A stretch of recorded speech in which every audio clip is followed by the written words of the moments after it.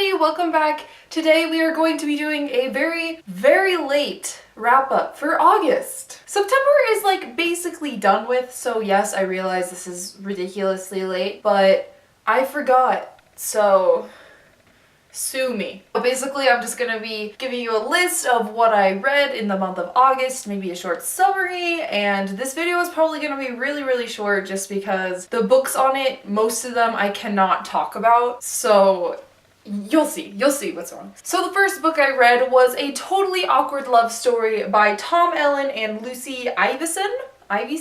This book is basically about this girl named Hannah and this boy named Sam, and they both are worried that they're gonna just never grow up with the person they love. Like, they're always gonna be alone forever, and they're never gonna experience all the things of being in love. And so what happens is basically they both end up going to this party and meeting each other for like 2 minutes in a bathroom of all the places you could meet, and then they never see each other ever again. They try to find each other again, but then they can't, and then all this stuff happens. And I think this book was actually rather good. Not amazing, but I did like it a lot. So the next book I read is Miss Peregrine's Home for Peculiar Children by Ransom Riggs. This book is basically about this boy who grows up with his grandfather always telling him these stories about these monsters and creatures and things that, you know, wouldn't normally exist. And he believes them when he's growing up. But then when he gets older, you know, he's like, oh, that's stupid. And he doesn't believe it anymore. But then his grandpa dies and he sees this monster and he realizes that this is real and he needs to figure out how his grandpa grew up and all these things that he talked about. He needs to know if they're real. And so he decides to travel to Wales where his grandpa grew up. He wants to visit the house that his grandpa grew up in so he can maybe find something that proves that these things were real. This book was amazing. I have not read the next one yet because I don't have time, but very good. Would definitely recommend. For the next books, I'm just gonna do them all at once because it'll be easier that way and it'll make more sense. You will see. Okay, so I'm only holding 4 of them here because I only have 4 of them in hardcover, but I read all of the Mortal Instruments by Cassandra Clare. I can only talk about the first one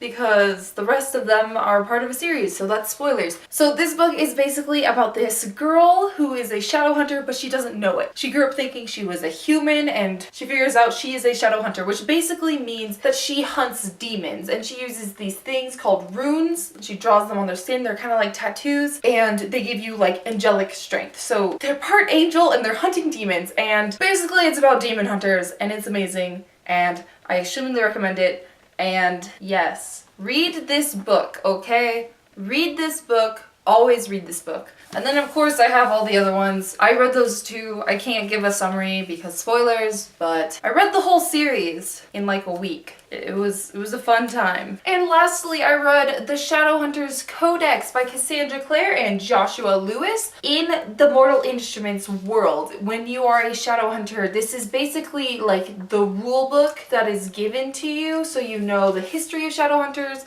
the rules, your powers, what you can do, what is a warlock, what's a fairy, what's a vampire, all those things. And it's like an instruction guidebook sort of thing, but it's like interactive, so you can write in it. This book was really funny and interesting. Not only was it interesting just because it has all the facts in it and all the history, and so you get to learn about it, but they also had the characters right in the margins, so you got to see them goofing around with each other, like, I don't know if you can see that. You know, they're writing to each other in the margins. And so it was a good read. It was funny. I liked it a lot. So yes, I would recommend reading this book if you have read the Mortal Instruments series because it's very interesting. So those are all of the books that I read in the month of August. It was actually quite a lot for me because I had just moved in and I didn't even read, I think, until like the middle of August. So I read these all in like 2 weeks, I think. I could be wrong, but I'm gonna guess like 2-week time period I read all these books. They were all very good. How many was that?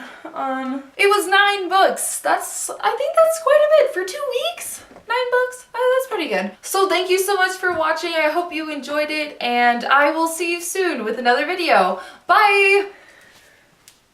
Also, okay, very last minute because I totally forgot, but if you are interested, I'm kind of using my Twitter now, kind of. I'm gonna see how this goes, but I'm trying to use my Twitter more. So if you want to follow my Twitter, go ahead. I'll put the link down below and we will see what happens.